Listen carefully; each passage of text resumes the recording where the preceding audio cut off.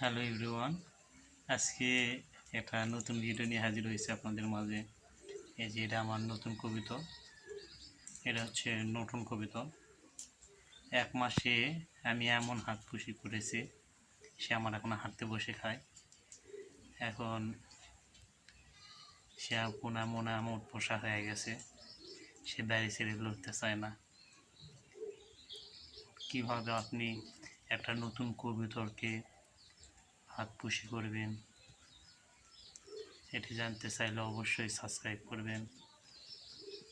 আর এই কবিতাটা কেউ যদি কিনতে আগ্রহী হন, অবশ্যই আমার সাথে যোগাযোগ করবেন।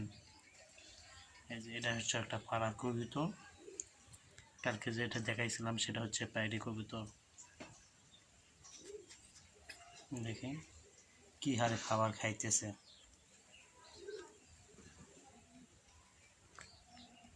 আজকে এই পর্যন্ত, আল্লাহ হাফেজ।